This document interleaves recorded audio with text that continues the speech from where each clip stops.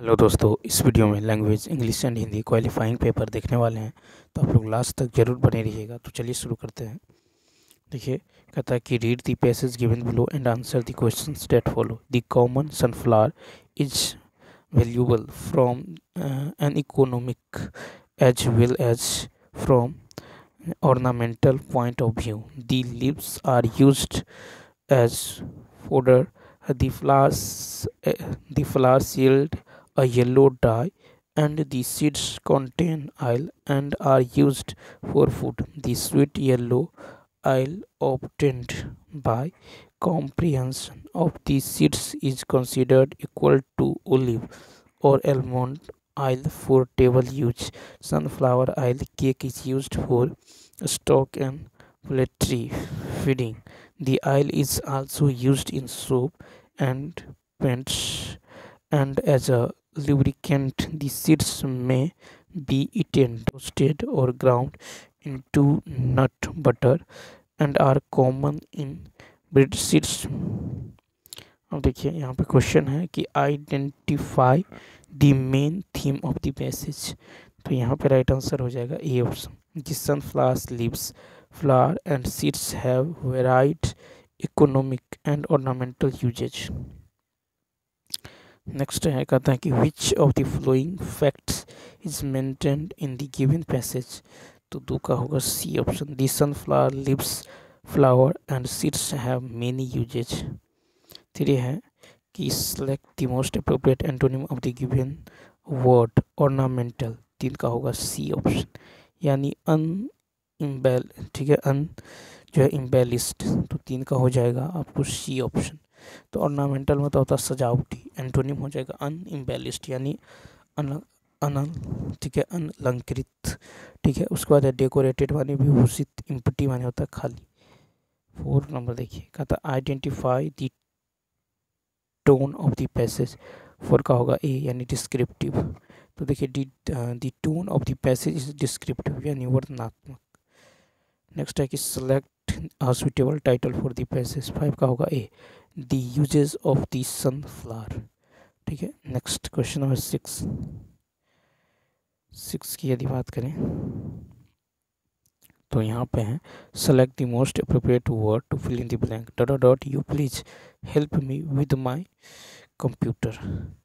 तो यहाँ पे जो हो जाएगा 6 का हो जाएगा सी ऑप्शन। क्या होगा, कुड हो जाएगा। तो देखिए, रिक्वेस्ट अथवा पोलाइटनेस कुड से व्यक्त किया जाता है। ठीक है, तो पूरा वाक्य जो होगा could you please help me with my computer. Question number 7 देखिए, 7 है कि identify the segment in this sentence which contains a grammatical error. Are this library books there.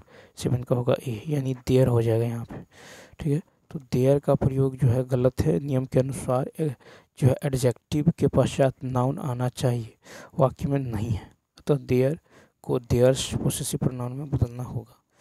ठीक है, तो are these library books theirs. Next question है कि select the word which means the same as the group of words given. कहता है B harmonious और consistent with.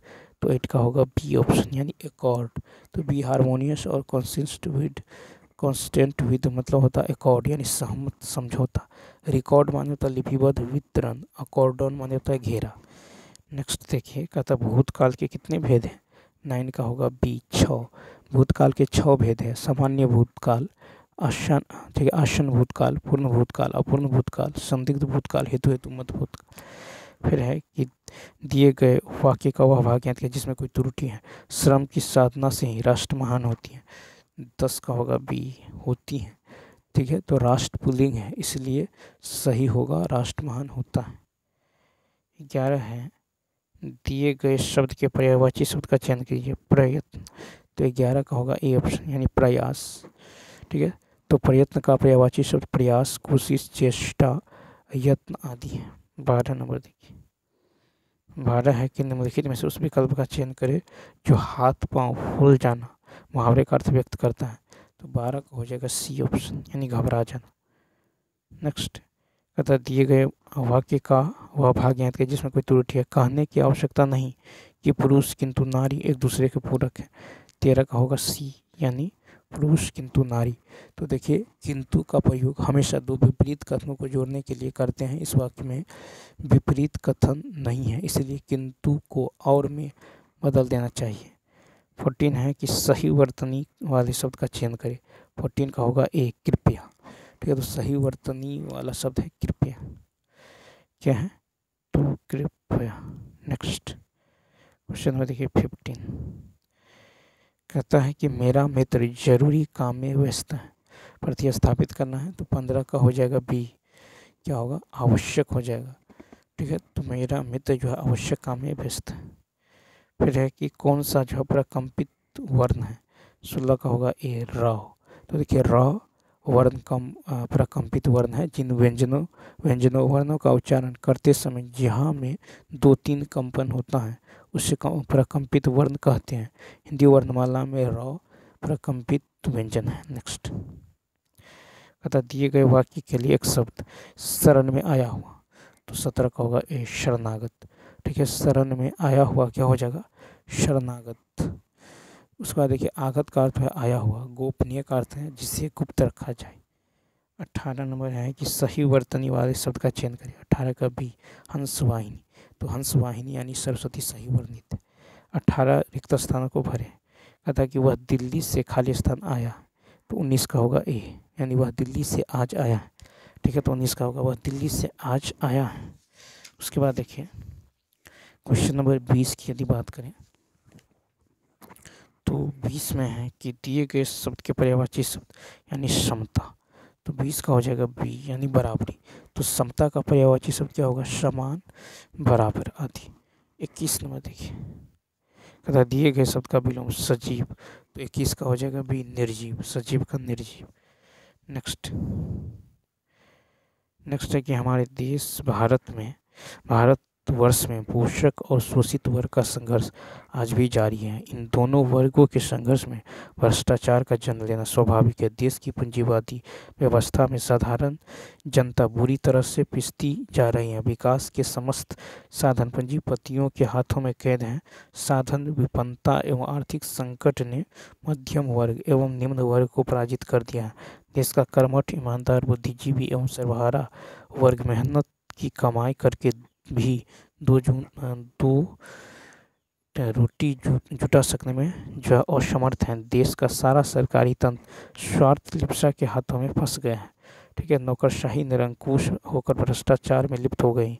शासन व्यवस्था से जुड़ा हर आदमी स्वार्थ केंद्रित हो गया। हर आदमी अपनी जो कार्य सिद्धि के लिए उन कथित भ्रष्टाचारियों का साथ देने के लिए विवश है। ईमानदारी एवं नैतिकता के बलबूते कोई भी काम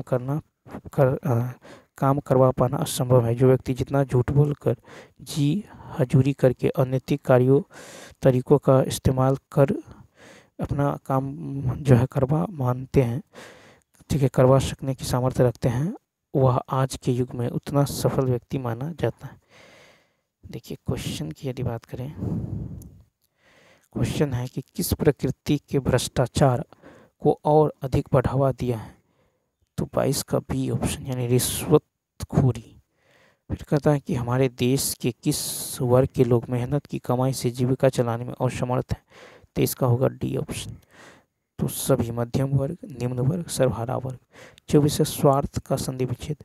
24 का सी, स्व जोड़ अर्थ स्वार्थ। क्वेश्चन नंबर देखिए 25 कहता है गद्यांश के अनुसार नौकरशाही जो किसमें लिप्त हो गई है। 25 का ए ऑप्शन, भ्रष्टाचार में। नेक्स्ट है कि नैतिक का विलोम। तो 26 का होगा अनैतिक। नैतिक का विलोम अनैतिक। नैतिक का पर्यायवाची उचित, सही, नीतिपूर्ण, नैतिक युक्त। फिर है गद्यांश कि अंत में मैंने कहा भाइयों हम अपनी प्राथमिक पाठशाला में इससे भी अधिक काम कर सकते हैं। इतना काम कर सकते हैं कि वर्तमान प्राथमिक शिक्षा का रूप ही बदल जाए, कायापलट ही हो जाए। लेकिन बात यह है कि इसके लिए काम करने वालों की ज़रूरत है। दुनिया की जो सूरत आज है वह पहले नहीं थी। सूरत बदलने का यह काम मनुष्यों ने ही तो किया है। आवश्यकता है लगन की, प्रखर आत्मविश्वास की, प्रखंड एक निष्ठा की। यह जरूरी नहीं कि अंग्रेजी पढ़े लिखे लोग ही जो अच्छे प्रयोग कर सके। यह तो धोती बात है जब आदमी कुछ करना नहीं चाहता। अब देखिए क्वेश्चन है कि उपरोक्त गद्यांश में लेखक क्या करना चाहता है। 27 का बी, यानी लोग काम करें। ठीक है, नेक्स्ट फिर है कि उपयुक्त गद्यांश के अनुसार किसी भी स्थिति को बदलने के लिए कैसे लोगों की ज़रूरत होती है। बी ऑप्शन, यानी जिनके दिल में लगन होती है। अंग्रेजी पढ़े लिखे ही अच्छे प्रयोग कर सकते हैं। इस वाक्य से क्या ध्वनित होता है। 29 का सी, यानी भाषिक पूर्वग्रहों से ग्रसित। 30 नंबर देखिए, कहता है बिना पानी में कौन सा समास है। तो बिना पानी में कौन सा समास है, तो यहाँ पे होगा बी ऑप्शन। देखिए यहाँ पे जो हो जाएगा, ये हो जाएगा बहुब्रीहि समास। तो बिना पानी में बहुब्रीहि समास है। वीणा पानी, वीणा है हाथ में जिसके अर्थात सरस्वती जी। नीलकंठ में कर्मधारी समास है। भाई बहन में द्वंद्व समास है। निर्मल में जो अव्ययी भाव समास है। तो चलिए दोस्तों, इस वीडियो में इतना ही। यदि वीडियो अच्छा लगा हो तो लाइक शेयर और सब्सक्राइब करना न भूलें। Thanks for